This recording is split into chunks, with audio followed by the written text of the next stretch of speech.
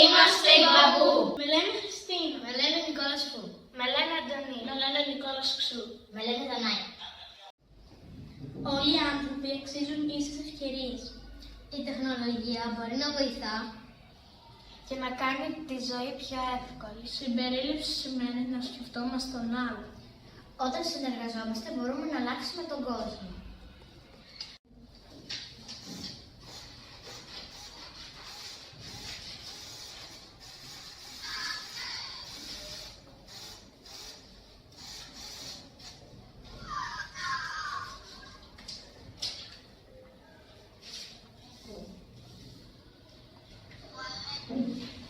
Σκεφτήκαμε πώς μπορούμε να βοηθήσουμε άτομα με αναπηρία. Το ρομποτικό σύστημα που χρησιμοποιούμε είναι το Lego EV3. Έτσι καθίσαμε, συζητήσαμε και πήραμε τις αποφάσεις μας.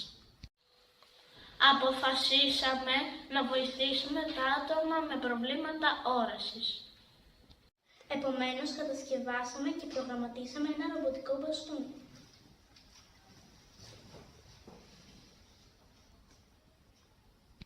Το μπαστούνι προγραμματίστηκε Για εσωτερικούς χώρους όπου δεν υπάρχει ειδική διαγράμμιση για αλλούς.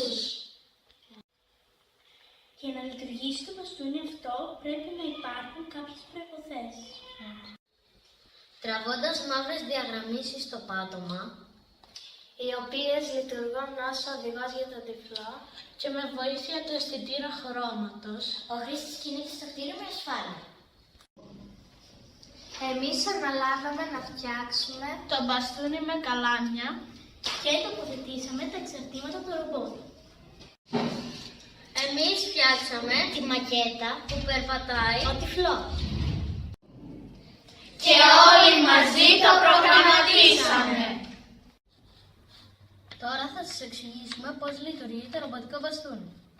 Ο κάθε αισθητήρας κοιτάζει το έδαφος. Όταν ο χρήστης ακολουθεί τη μαύρη λωρίδα, το μπαστούνι δονείται. Αυτό σημαίνει ότι ο χρήστης είναι σε ασφαλή διαδρομή χωρίς εμπόδια. Όταν βγαίνει εκτός διαδρομής, η δόνηση σταματάει. Ενώ όταν υπάρχει απόσταση μισού μέτρου από κάποιο αντικείμενο, το μπαστούνι λέει «Όπ». Παράλληλα, ο κάτω αισθητήρας μπορεί να δώσει πληροφορίες όταν δει συγκεκριμένα χρώματα στο πάτωμα. Όταν βλέπει κόκκινο, ειδοποιεί για πόρτα. Όταν βλέπει πράσινο χρώμα, ειδοποιεί για σκάλες. Όταν βλέπει μπλε, ειδοποιεί για σανσέρ. Έτσι ο χρήστης ξέρει τι υπάρχει μπροστά του. Πώς λειτουργεί ο πλαϊνός αισθητήρας? Ο πλαϊνός αισθητήρας βλέπει τι υπάρχει δεξιά και αριστερά του χρήστη. Τον ενημερώνει για τα δωμάτια που περνάει. Όταν ο αισθητήρας βλέπει πράσινο, ειδοποιεί για τουαλέτα. Όταν βλέπει μπλε, ειδοποιεί για γραφείο διευθυντή.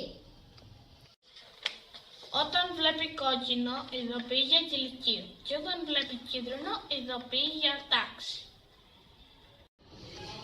Τα υλικά που χρησιμοποιήσαμε είναι 2 καλάμια, 2 επεξεργαστές EV3, 2 αισθητήρες φωτός, έναν αισθητήρα υπερήχωνη απόστασης ένα κινητήρα για δόνηση.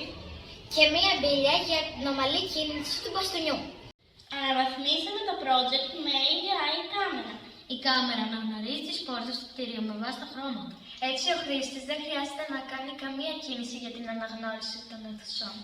Επίσης, με βάση το κτίριο που είναι προγραμματισμένη, Κάνει αναγνώριση των σημαντικότερων προσώπων.